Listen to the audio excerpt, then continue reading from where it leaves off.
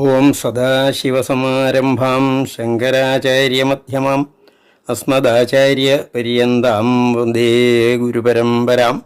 എല്ലാവർക്കും വിനീതമായ നമസ്കാരം. നാരായണീയത്തിലെ 85-ാം ദശകം ഇന്ന് പഠിക്കാം. ഈ ദശകത്തിൽ ജരാസന്ധവധവും ശിശുപാലവധവുമാണ് വർണ്ണിക്കുന്നത്. തതോ മഗധ ഭൂഭൃത ശിരനിരോധസംക്ലേശിതം ശതാഷ്ടകയുധായുധദ്വിതയമീശ ഭൂമിഭൃതം അനാഥശരണായ തേ കമപി പൂരുഷം പ്രാഹിണോദ് അയാചത സ മാഗധക്ഷപണമേവ കിം ഭൂയസ. തതഃ അനന്തരം എന്നർത്ഥം. മഗധ ഭൂഭൃത, മഗധ ഭൂഭൃത്, ഭൂഭൃത് എന്ന് പറഞ്ഞാൽ രാജാവ്, ഭൂമിയെ ഭരിക്കുന്നത്. മഗധ രാജ്യത്തെ ഭരിക്കുന്ന ജരാസന്ധനാണ്. ഭൃത എന്ന് പറയുമ്പോൾ ഭൃത്തിനാൽ, ജരാസന്ധനാൽ ചിരനിരോധ സംക്ലേശിതം, വളരെ കാലമായി നിരോധനം എന്ന് പറഞ്ഞാൽ കാരാഗൃഹത്തിൽ നിരോധനം, അങ്ങനെ ഇട്ടിരുന്ന് ക്ലേശിപ്പിക്കപ്പെട്ടിരുന്ന ശതാഷ്ടകയുധ ആയുധദ്വിതയം. ആയുധം എന്ന് പറഞ്ഞാൽ 10,000 അത്. ഈ ആയുധദ്വിതയം എന്ന് പറഞ്ഞാൽ 20,000. ശതാഷ്ടക യുധം എന്ന് പറഞ്ഞാൽ ശതം 100ആണല്ലോ, അഷ്ടകം 800. അപ്പം ആകെ 20,800 വരും. അത്രയും പേരുണ്ടായിരുന്നു. അത് ജരാസന്ധൻ അന്നത്തെ ഒരു ചക്രവർത്തി പോലെയാണ്. എല്ലാ രാജാക്കന്മാരെയും തോൽപ്പിക്കുന്ന ആളാണ്. തോൽപ്പിച്ചു കഴിഞ്ഞാൽ ആ രാജാക്കന്മാരെയും രാജകുമാരന്മാരെയും എല്ലാം പിടിച്ച് തൻ്റെ കാരാഗ്രഹത്തിൽ കൊണ്ടുവരികയാണ്. അപ്പോൾ പിന്നെ ആ രാജ്യത്തു നിന്ന് പിന്നെ ഒരിക്കലും എതിർപ്പ് വരത്തില്ലല്ലോ. അത്ര ദുഷ്ടനായിരുന്നു. അവിടെ അവർക്ക് ഭക്ഷണവുമൊക്കെ ജീവിച്ചു പോകാൻ വേണ്ട ഭക്ഷണം മാത്രമേ കൊടുക്കുള്ളൂ, അത് തന്നെ കൊടുക്കുകയില്ല. അങ്ങനെ കഷ്ടപ്പെട്ട് കഴിഞ്ഞവർ അതാണ് ശതാഷ്ടകായുധദ്വിതയം. എന്താണ് ഭൂമിഭൃതാം. ഭൂമിഭൃത്തുക്കൾ എന്ന് പറഞ്ഞാൽ അവർ രാജാക്കന്മാരായിരുന്നു, ഭൂമിയെ ഭരിച്ചവരായിരുന്നു. അവരുടെ 20,800 എന്ന് പറഞ്ഞാൽ അത്രയും പേരെന്നർത്ഥം. ഭൂമിഭൃതാം സൃഷ്ടിയാണ്. അവരുടെ 20,800 പേര്. 800 അനാഥശരണായ തേ, അനാഥശരണനായ അങ്ങേക്കായിക്കൊണ്ട് തുഭ്യം തേ നിൽക്കണം. കമപി പൂരുഷം, ഒരു പുരുഷനെ, ഒരു ദൂതനെ എങ്ങനെയോ അയക്കാൻ പറ്റി. പ്രാഹിണോദ് എന്ന് പറഞ്ഞാൽ അയച്ചു. പ്രാഹിണോദ് അയാചത, യാചിച്ചു. സഹ എന്താണ്, ആ ദൂതനെ യാചിച്ചു. മാഗധക്ഷപണം ഏവ, ആ മാഗധനെ, ആ ജരാസന്ധന് നിധനം. ക്ഷപണം എന്ന് പറഞ്ഞാൽ നിധനം, അതുതന്നെയാണ് യാചിച്ചത്. കിം ഭൂയസ, ഭൂയസ കിം എന്ന് പറഞ്ഞാൽ എന്തിനധികം, ഭൂയസ കൂടുതലായിട്ട് എന്ന് അർത്ഥപദ്യം. യാസുരഭിമാഗധം തദനു നാരദോദീരിതാദ്യുധിഷ്ഠിരമഘോദ്യമാദുഭയകാര്യപര്യാകുല വിരുദ്ധജൈരോദ്ധരാദുഭയസിദ്ധിരിത്യുദ്ധവേശംസുഷി നിജൈ സമം പുരമിയേധ യൗധിഷ്ഠിരീം. അപ്പോൾ ദൂതൻ വന്ന് പറഞ്ഞപ്പോൾ ഉടനെ തന്നെ അങ്ങോട്ട് പോകാനായിട്ട് ഒരുങ്ങി ജരാസന്ധൻ്റെ അടുത്തേക്ക്.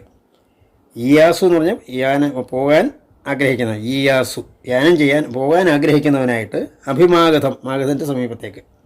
തതിനു അനന്തരം അവയും നാരദോദീരിതാത്, നാരദൻ്റെ ഉദീരിതം വാക്കുകളാൽ യുധിഷ്ഠിരം മഘോദ്യമാത്, ആ നാരദൻ്റെ വാക്കിലുണ്ടായിരുന്ന യുധിഷ്ഠിരനൊരു രാജസൂയം യാഗം കഴിക്കാൻ ആഗ്രഹിക്കുന്നു.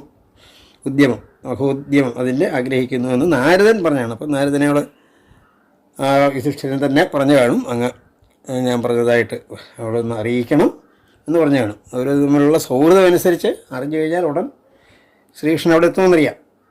ഉദ്യമാത് ഭയകാര്യപര്യാകുലഹ. അപ്പോൾ സംശയമായി, ഇതിലിപ്പോൾ ഏത് കാര്യത്തിനാണ് ആദ്യം പോകേണ്ടത്. ഈ ദൂതൻ അയച്ചു കഴിഞ്ഞപ്പോൾ അവരുടെ കഷ്ടപ്പാട് അത്ര കൂടുതലാണ്. അപ്പോൾ ഉടനെ അങ്ങോട്ട് പോകണു. അതിനേക്കാൾ സുഹൃത്തുക്കളാണ് ഈ യുധിഷ്ഠിരനും പാണ്ഡവരെ, അടുത്ത ബന്ധുക്കളൊക്കെയാണല്ലോ. അങ്ങോട്ട് പോകണമെന്ന് പര്യാകുലഹ എന്ന് പറഞ്ഞാൽ ഇങ്ങനെ സംശയിച്ച് നിൽക്കുമ്പോൾ ജൈനോ അധ്വരാത് ഉഭയസിദ്ധി. അധ്വരം എന്ന് പറഞ്ഞാൽ യജ്ഞം, യജ്ഞത്താൽ ഒരു ഗുണമുണ്ട്. വിരുദ്ധ ജൈന അധ്വരാത്.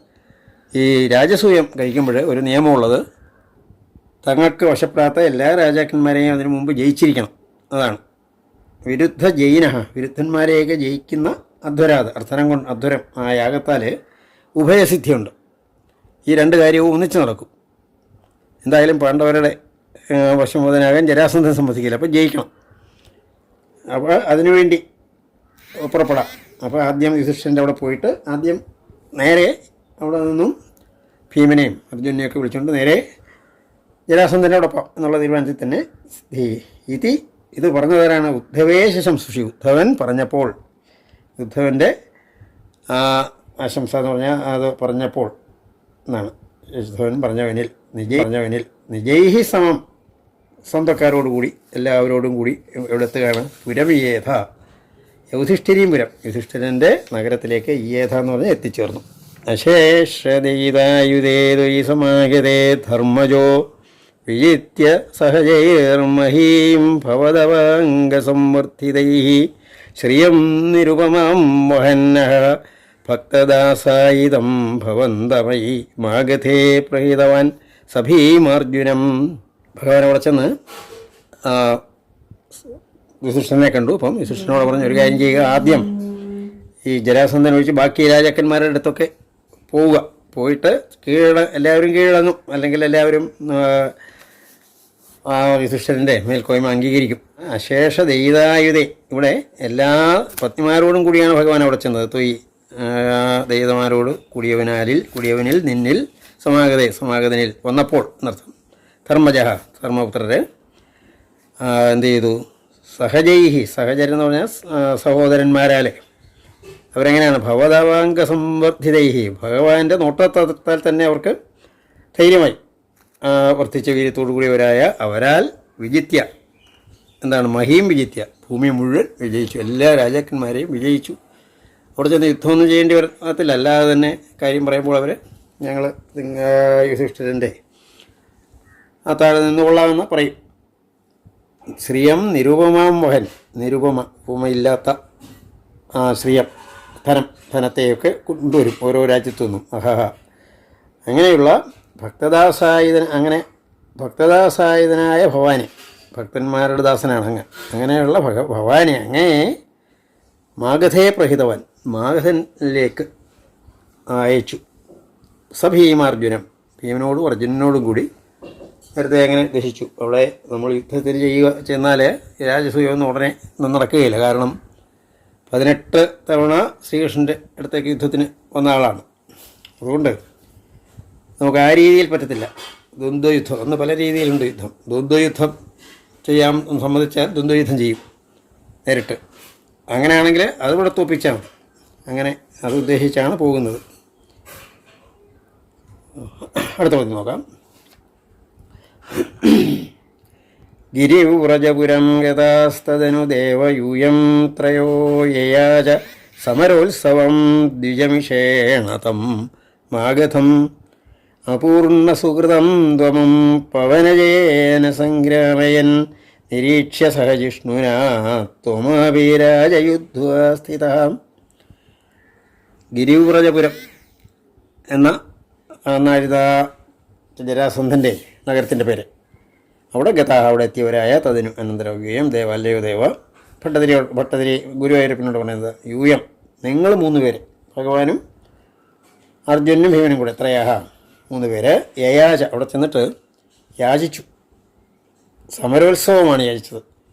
യുദ്ധോത്സവം എന്ന് പറഞ്ഞാൽ ദ്വന്ദ്വയുദ്ധമാണ് വേണ്ടത് എന്ന് പറഞ്ഞു. ദ്വിജമിഷേണ, അപ്പോൾ ഇവർ ചെന്നപ്പോൾ ഇവർ ബ്രാഹ്മണരുടെ വേഷമൊക്കെ ആണ്, കണ്ടാൽ ബ്രാഹ്മണരാണെന്നേ തോന്നുള്ളൂ. അങ്ങനെ മിഷ എന്ന് പറഞ്ഞാൽ കാപട്യം, ദ്വിജമിഷേണയാണ് ചെന്നത്. അപ്പോൾ കണ്ട് തം മാഗധയെ, മാഗധം, ആ മാഗധൻ്റെ അടുത്ത് ചെന്നു. അതിന് കാരണം അങ്ങനെ ചെന്ന് കഴിഞ്ഞപ്പോൾ ബ്രാഹ്മണരാണെന്ന് ധരിച്ചു പെട്ടെന്ന്. എന്താണ് നിങ്ങൾക്ക് വേണ്ടത്? ബ്രാഹ്മണർ, നിങ്ങൾക്ക് എന്ത് വേണമെങ്കിലും ചോദിച്ചുള്ളൂ, ഞാൻ തരും എന്ന് പറഞ്ഞു. അപ്പോൾ ഇവർ പറഞ്ഞു, ഞങ്ങൾക്ക് വേണ്ടത് യുദ്ധമാണ്, ദ്വന്ദ്വയുദ്ധമാണ് എന്ന് പറഞ്ഞു.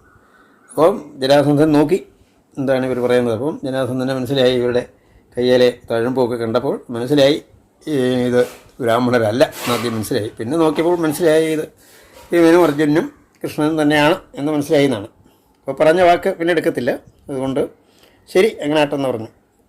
ഭഗവാൻ അങ്ങനെ പറയാൻ കാര്യം, ഭഗവാന് വേണമെങ്കിൽ വധിക്കാം, പക്ഷേ അത്രയും സുഹൃതം ഈ ജരാസന്ധനില്ല. ഭഗവാൻ വധിക്കത്തക്ക സുഹൃതമില്ല. കാരണം ഈ 20,800 ആ രാജാക്കന്മാരെയൊക്കെ കഷ്ടപ്പെടുത്തുന്ന ആളല്ലേ. അത്രയും സുഹൃതമില്ല പ്രശ്നം. അതാണ് അപൂർണ സുഹൃതനായ അമും ഇവനെ പവനജയന സംഗ്രാമയൻ. പവനജൻ എന്ന് പറഞ്ഞാൽ പവനൻ വായുവാണ്, വായുപുത്രനാണ് ഭീമൻ. ഭീമനുമായിട്ട് യുദ്ധം ചെയ്യിപ്പിക്കുന്നവനായിട്ട് സംഗ്രാമം യുദ്ധമാണ്. നിരീക്ഷ സഹ നിരീക്ഷ ജിഷ്ണു എന്ന് പറഞ്ഞാൽ അർജുനാണ്. അർജുനോട് കൂടിയത് നോക്കിക്കൊണ്ട് നിൽക്കുകയാണ്. ഗദായുദ്ധമാണ്. തോമപി നീയും രാജയുദ്ധ രാജാക്കന്മാർ തമ്മിലുള്ള യുദ്ധത്തെ ചെയ്യിപ്പിച്ചിട്ട് സ്ഥിത അശാന്തസമരോദ്ധതം വിടപപാടനാസജ്ഞയാ നിപത്യ ജരസസുതം പവനജേന നിഷ്പാടിതം വിമുച്യ നൃപതീന്മുദാ സമനുഗൃഹ്യ ഭക്തിം പരാം ദിദേശിതഗതസ്പൃഹാനപി ച ധർമ്മഗുപ്തൈ ഭുവഃ. അശാന്തസമരോദ്ധതം ആ സമരവീര്യം ഉദ്ധതൻ, സമരവീര്യം ഒട്ടും കുറയാത്ത ആ ജരസസുതമാണ്. ജരാസന്ധൻ, ജരസിൻ്റെ സുതൻ. ആ ജരാസന്ധനെ ജരാസന്ധനെ രണ്ടായിട്ട് മുറിഞ്ഞുപോയി. ആ ജരാസന്ധൻ ജനിച്ചപ്പോൾ അങ്ങനെ രണ്ടായിട്ട് ജനിച്ച രണ്ട് ഭാഗമായിട്ട് ജനിച്ച ഒരു ജര വന്ന് യോജിപ്പിച്ചു. എന്നിട്ടൊരു വരവും കൊടുത്തു. ഈ ഇങ്ങനെ രണ്ടായിട്ട് അല്ലാതെ ഈ മാറ്റമല്ലാതെ ഈ കുട്ടിയെ ഇനി ആർക്കും വധിക്കാനൊക്കത്തില്ല. നമ്മൾ ആരും അറിഞ്ഞിട്ടില്ല. പക്ഷേ ഭഗവാൻ ഇത് അറിഞ്ഞിട്ടുണ്ട്, മുമ്പേ അറിഞ്ഞിട്ടുണ്ട്. വേറെ ആരും അറിഞ്ഞിട്ടില്ല. ആ ജരസസുതം ജരയുടെ സുതനെ വിടവ പാടനാസജ്ഞിതം ഒരു സമയമായപ്പോൾ ഭീമൻ ഭഗവാനെ നോക്കി തുടങ്ങിയാൽ പരാജയപ്പെടും എന്ന് നോക്കി തുടങ്ങിയപ്പോൾ വിടവം എന്ന് പറഞ്ഞാൽ വൃക്ഷമാണല്ലോ, വൃക്ഷത്തിൻ്റെ ഒരു ഇല രണ്ടായിട്ട് കീറി കാണിച്ചു കൊടുത്തു എന്നാണ്. പാടനം എന്ന് പറഞ്ഞാൽ ഇത് പിളർക്കുക. സപ്ഞ എന്ന് പറഞ്ഞാൽ അതിൻ്റെ അടയാളത്താൽ നിപാത്യ. അപ്പോൾ ഭീമന് മനസ്സിലായി ഈ ജരാസന്ധനെ ഇങ്ങനെ രണ്ടായിട്ട് മാറ്റണം, എന്നാലേ വെക്കുള്ളൂ. അപ്പോൾ കാലയിൽ ചവിട്ടിയോ ഒറ്റക്കാലെ പിടിച്ച് രണ്ടാക്കിയതാണ്. അങ്ങനെ പവനജയന നിഷ്പാടിതമായി അങ്ങനെ രണ്ടാക്കി മാറ്റി. എന്നിട്ട് നിർവതീൻ വിമുച്യ, നിർവതി മറ്റ് കാരാഗ്രഹത്തിലുണ്ടായിരുന്ന രാജാക്കന്മാരെയെല്ലാം മോചിപ്പിച്ചിട്ട് അവർ സന്തോഷത്തോടുകൂടി അനുഗ്രഹിച്ചിട്ട് അവർക്ക് ഭക്തിയും പരാം ദിദേശിത ഏറ്റവും ശ്രേഷ്ഠമായ ഭക്തിയെ ദിദേശിത ഉപദേശിച്ചു. ഗതസ്പൃഹാൻ അവരോട് ചോദിച്ചു, നിങ്ങൾക്ക് എന്താണ് വേണ്ടത്? അവർ പറഞ്ഞു, ഞങ്ങൾക്ക് അങ്ങയുടെ ഭക്തി മാത്രം മതി എന്ന് പറഞ്ഞു. എന്ന് മാത്രമല്ല ഭൂവഹ ധർമ്മഗുപ്തിയേജ ദിദേശിത, നിങ്ങളുടേതായിട്ടുള്ള ഭൂമികളുടെയൊക്കെ ധർമ്മഗുപ്തി, ഗുപ്തി എന്ന് പറഞ്ഞാൽ സംരക്ഷണം, ധർമ്മ സംരക്ഷണത്തിനും അവരെ ഉപദേശിച്ചു. നിങ്ങളുടെ രാജ്യത്ത് പോയി ആ ഭൂമിയൊക്കെ രക്ഷിക്കുക, അത് നിങ്ങളുടെ കടമയാണ് എന്ന് പറഞ്ഞ് അവരെ അതിന് വിട്ടു എന്നർത്ഥം. പ്രജകൃഷി യുധിഷ്ഠിരേതനു രാജസൂയധ്വരം പ്രസന്നഭൃതകീഭവൽ സകല രാജകവ്യാകുലം ത്വമപ്യൈ ജഗത്പദേ ദ്വിജപദാവനേ ജാതിയം ജഗർത്തകിമു കഥ്യതേ നൃപവരസ്യ ഭാഗ്യോന്നതി. പ്രജകൃഷി യുധിഷ്ഠിരനെ ചെയ്തപ്പോൾ എന്നാണ്. എന്ത് തദനുഅനന്തരം രാജസൂയാധ്വരത്തെ ചെയ്തപ്പോൾ, രാജസൂയയാഗത്തെ ചെയ്തപ്പോൾ പ്രസന്ന ഭൃതകീഭവൽ സന്തുഷ്ടരായ ഭൃത്യന്മാരായി തീർന്ന വത്സക ഭൃതകീഭവൽ സകല രാജകവ്യാകുലം, എല്ലാ രാജാക്കന്മാരും ഇവിടെ വന്നിട്ടുണ്ട് എന്ന് മാത്രമല്ല അവരെല്ലാം എല്ലാ സഹായവും ചെയ്തുകൊണ്ട് അവിടെ നിൽക്കുകയാണ്.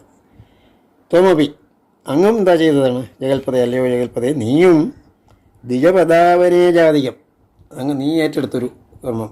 വലിയ അതിഥികൾ വരും, ബ്രാഹ്മണർ, അവർ ആണ് ഏറ്റവും ശ്രേഷ്ഠരായിട്ട് കണക്കാക്കുന്നത്. പിന്നെ മഹർഷിമാർ വരും, ഇവരെ കാല് കഴുകി വേണം അകത്തേക്ക് ക്ഷണിക്കാൻ കൊണ്ടുവരാൻ. അപ്പോൾ അത് ശ്രീകൃഷ്ണൻ ഏറ്റെടുത്തു. അങ്ങനെ ദ്വിജപദാവനേജനം എന്ന് വെച്ചാൽ പാദത്ത് കഴുകിക്കുക. അധികമായ ആ ജോലി കിമു ചെയ്തു. കിമു കഥ്യതയെ എന്ന് പറയാനാണ്. നൃപവരസ്യ ഭാഗ്യോന്നതിയ യുധിഷ്ഠിരൻ്റെ ആ ഭാഗ്യാതിരേകം അതെന്ത് പറയാനാണ്. ഭഗവാൻ തന്നെയാണ് ഇങ്ങനെ സേവനായിട്ട് പ്രവർത്തിക്കുന്നത് എന്നർത്ഥം. അടുത്ത പദ്യം. തതസ്സവനകർമ്മണി പ്രവരം അഗ്രപൂജാവിധിം വിചാര്യ സഹദേവവാഗനുഗതാസ ധർമാത്മജ വ്യഥത്ത ഭവതേ മുദാ സദസി വിശ്വഭൂതാത്മനേ തദാ സസുരമാനുഷം ഭുവനമേവ തൃപ്തിം ദധൗ. സവനം എന്ന് പറഞ്ഞാൽ യാഗം. അതാ സവനകർമ്മണി, യാഗത്തിന് ഒരു നിയമമുണ്ട്. അവിടെ ഒരു അഗ്നിപൂജാവിധി വേണം. അഗ്നിപൂജ, ഒരാളിന് ഏറ്റവും ശ്രേഷ്ഠനായ ഒരാൾ, അദ്ദേഹത്തെ പൂജിച്ച് അവിടെ ഇതിൻ്റെയൊക്കെ ഒരു ഗുരുവായിട്ട് അവിടെ നിർത്തണം. അതാരെയാണെന്ന് ആര് വേണമെന്ന്, അപ്പം സഹദേവനാണ് അന്നത്തെ ഒരു വലിയ താത്വികനാണ്. താത്വികൻ പറഞ്ഞു അതിന് സംശയിക്കേണ്ട, ഭഗവാൻ തന്നെയാണ് വേണ്ടത് എന്ന് പറഞ്ഞു. അങ്ങനെ അതിനെ തീരുമാനിച്ചതാണ്. സവനകർമ്മണി, യാഗകർമ്മത്തിലെ പുറപരമായിട്ടുള്ള ശ്രേഷ്ഠമായിട്ടുള്ള പൂജാവിധിയെക്കുറിച്ച് വിചാരിച്ചിട്ട് സഹദേവ വാക്കിനെ അനുഗതനായിട്ട് ധർമാത്മജ, ആ ധർമ്മപുത്രരെ യഥത്ത ചെയ്തു. ഭവതേ, അങ്ങേക്കായിക്കൊണ്ട് മുതാ സന്തോഷത്തോടു കൂടി സദസ്സിൽ വിശ്വഭൂതാത്മാവായ ഭവതേ, വിശ്വഭൂതാത്മാവായ അങ്ങേക്കത് ചെയ്തു. സദാ, അപ്പോൾ സസുരമാനുഷം, ദേവന്മാരും മനുഷ്യരുമെല്ലാം ഭുവനം, അങ്ങനെയുള്ള ഭൂമി മുഴുവൻ തൃപ്തിം ദധവും, തൃപ്തിയെ ധരിച്ചു എന്ന് പറഞ്ഞാൽ എല്ലാവരും സന്തോഷിച്ചു. ഇത് കണ്ടപ്പോൾ തന്നെ എല്ലാവർക്കും സന്തോഷമായി എന്നർത്ഥം. പക്ഷേ അവിടെ സന്തോഷിതരാവാത്തവരുണ്ടായിരുന്നു. അതായി ഞാൻ പറയുന്നത്. തതസ്സവതി ജയതിവോ മുനി നൃപേഷു തിഷ്ഠസ്വഹോ സഭാജയതി കോ ജഡ പശുവദുർദുരൂഢം വടും ഇതി ത്വയി സ ദുർവജോ വിദതിമുദ്വമന്നാസനാദുദായുധ സമപതന്യമും പാണ്ഡവാം. തഥാ, അനന്തരം സപതി, പെട്ടെന്ന് തന്നെ ചേദിപൻ രാജ്യത്തെ പാലിക്കുന്നവൻ ശിശുപാലനാണ്. മുനീനൃപേഷു തിഷ്ഠൽസു, മുനിമാര്, അതുപോലെ വലിയ ശ്രേഷ്ഠന്മാരായ നൃപന്മാർ, രാജാക്കന്മാർ ഇവരിൽ ഇരിക്കുമ്പോൾ, ഇവരെല്ലാം ഇവിടെ ഈ സദസ്സിലിങ്ങനെ നിറഞ്ഞിരിപ്പുണ്ട്. ഇരിക്കുന്നവരിൽ എന്ന് പറഞ്ഞാൽ ഇരിക്കുമ്പോൾ, അഹോ കഷ്ടം തന്നെ. കഹ ജഡഹ, ഏതൊരു ജഡനാണ്, ഏതൊരു മടയനാണ്. പശുവദുർദുരൂഢം വടും, പശുപാലകനായ ഈ ദുർവൃത്തനായ ഈ കുട്ടിയെ, വടുവിനെ സഭാജയതി എന്നാണ് ശ്രേഷ്ഠനായിട്ട് തിരഞ്ഞെടുക്കുന്നത് എന്ന് ചോദിക്കുകയാണ് ചേതി രാജാവ്. ഇത് ത്വയി, ഇപ്രകാരം നിന്നിൽ സഹവൻ ദുർവജോ വിതതി കൂട്ടം, ദുർവാക്കുകളുടെ കൂട്ടത്തെ വമിക്കുന്നവനായിട്ട് ആസനാദുദാവത, അതുമാത്രമല്ല ഇരിപ്പിടത്തിൽ നിന്നും ചാടി എഴുന്നേറ്റു. ആയുധത്തോടു കൂടി എഴുന്നേറ്റു. സമപതന്നമും പാണ്ഡവാഹ, പാണ്ഡവരെല്ലാം ഉണ്ടല്ലോ അവിടെ, പാണ്ഡവരും തിരിച്ച് ആയുധവുമായിട്ട് ശിശുപാലൻ്റെ നേരെ ചെന്നു. പതിച്ചു എന്ന് പറഞ്ഞ് നേർക്ക് ചെന്നു എന്നർത്ഥം. നിവാര്യ നിജപക്ഷകാൻ അഭിമുഖസ്യ വിദ്വേഷിണസ്ത്വമേവ ജഹൃഷേ ശിരോധനുജാരിണ സ്വാരിണാം ജനുസ്ത്രിതയലബ്ധയാ സതചിന്തയാ ശുദ്ധധീസ്ത്വയാ സ പരമേകതാമധൃത യോഗിനാം ദുർലഭം. ഭഗവാൻ എന്ത് ചെയ്തു? നിവാര്യ എന്ന് പറഞ്ഞാൽ അവരെ തടഞ്ഞിട്ട്, നിജപക്ഷകാൻ, തൻ്റെ പക്ഷത്തുള്ള പാണ്ഡവരെയൊക്കെ, അഭിമുഖസ്യ വിദ്വേഷണ, അഭിമുഖമായിട്ട് നിൽക്കുന്ന ആ വിദ്വേഷത്തോടു കൂടിയ ആ ശിശുപാലൻ്റെ ശിരാഹ ജഹൃഷ എന്നാണ്. ത്വമേവ, നീ തന്നെ ആ ചക്രം കൊണ്ട് ആ ശിശുപാലൻ്റെ ശിരസിനെ ജഹൃഷ ഇല്ലാതാക്കി. ധനുജധാരിണ സ്വാരിണ, ധനുജന്മാരെയൊക്കെ ശത്രുക്കളെയൊക്കെ ഇല്ലാതാക്കുന്ന തൻ്റെ ചക്രം, അവിടെ അരി എന്ന് പറയുന്ന ചക്രമാണ്, അതിനെ കൊണ്ടാണ് ഇല്ലാതാക്കിയത്. ജനുസ്ത്രിതയലബ്ധയ, ഈ ശിശുപാലന് ദന്തവക്രൻ, ഇവർ രണ്ടുപേരും ആ ജയവിജയന്മാരുടെ മൂന്നാമത്തെ, അവർക്ക് 3 ജന്മം കഴിഞ്ഞ് തിരിച്ചു ചെന്നോളാനാണല്ലോ പറഞ്ഞത്. ആദ്യം ഹിരണ്യകശിപനും ഹിരണ്യാക്ഷനും ഹിരണ്യകശിപുവുമായി, പിന്നീട് രണ്ടാമത്തെ ജന്മമായിട്ട് വന്നത് ശ്രീരാമൻ വധിച്ച രാവണനും കുംഭകർണനുമാണ്. ഈ ദ്വാപരയുഗത്തിലെ ശ്രീകൃഷ്ണൻ വധിക്കുവാണ് ശിശുപാലനെയും ദന്തവക്രനെയും. ശിശുപാലൻ അങ്ങനെ 3 ജന്മം കൊണ്ട്, ഈ 3 ജന്മവും ഭഗവാനെ ഓർത്തുകൊണ്ടിരിക്കുകയാണ്. എല്ലാ 3 ജന്മത്തിലും തൻ്റെ ശത്രുവായിട്ടാണ് എപ്പോഴും ഭഗവാനെ ഓർക്കുന്നത്. ജനുസ്ത്രിതയ ലബ്ധയ, 3 ജന്മം അങ്ങനെ ലഭിച്ച സതത ചിന്തയാ, ഭഗവാനെക്കുറിച്ച് എപ്പോഴും ശത്രുവായിട്ടുള്ള ചിന്തയാൽ ശുദ്ധധീഹി, അങ്ങനെ മനസ്സ് ഭഗവാനിൽ ലയിച്ചിരിക്കുകയാണ്. ത്വയാ സഹ, അങ്ങനെയുള്ള അവൻ നിന്നാൽ പരമേകതാം അധൃത, ത്വയാ പരം ഏകത, നിന്നോടുകൂടി ഏകത, ഒന്നിച്ച് അധൃത, തിരിച്ചു എന്ന് പറഞ്ഞാൽ നിൻ്റെ അടുത്തേക്ക് തന്നെ നിന്നിൽ തന്നെ എത്തിച്ചേർന്നു എന്നർത്ഥം. യോഗിനാം ദുർലഭം, യോഗികൾക്കൊക്കെ ദുർലഭമായ ഒരു സ്ഥാനമാണ് അതിനെ നേടിയെന്നർത്ഥം. തതഃ സുമഹിതേ ത്വയാ ക്രതുവരേ നിരൂഢേ ജനോയയൗ ജയതി ധർമ്മജോ ജയതി കൃഷ്ണ ഇത്യാലപൻ ഖലസ്സതു സുയോധനോദ്ധുതമനാ സപത്നശ്രിയാം മയാർപ്പിതസഭാമുഖേ സ്ഥലജലഭ്രമാദഭ്രമീത്. അപ്പോൾ ഈ രാജസൂയത്തിൽ മറ്റൊരു സംഭവം കൂടെ ഉണ്ടായി. ആദ്യം ജരാസന്ധൻ ഇതുമായിട്ട് ബന്ധപ്പെട്ട് വധിക്കപ്പെട്ടു. പിന്നീട് സദസ്സിൽ വെച്ച് തന്നെ ശിശുപാലൻ വധിക്കപ്പെട്ടു. ഈ സദസ്സിൽ വെച്ച് തന്നെ പിന്നീട് ഉണ്ടായ സംഭവമായി ഞാൻ പറയുന്നത്. തദാനന്തരം സുമഹിതേ കൃതുവരെ, വളരെ മഹത്തോടു കൂടിയ ഈ കൃതുവരത്തിൽ നിരൂഢ എന്ന് പറഞ്ഞാൽ അത് മുന്നോട്ട് കൊണ്ടുപോയപ്പോൾ, ത്വയ നിന്നാൽ നിരൂഢ മുന്നോട്ട് കൊണ്ടുപോയപ്പെട്ടപ്പോൾ, അതെല്ലാം സതിസപ്തമ പ്രയോഗമാണ്. അതിൽ എന്ന് പറയുമ്പോൾ അത് ചെയ്തപ്പോൾ ജനം യയൗ ഇതിന് ശേഷം പോയി.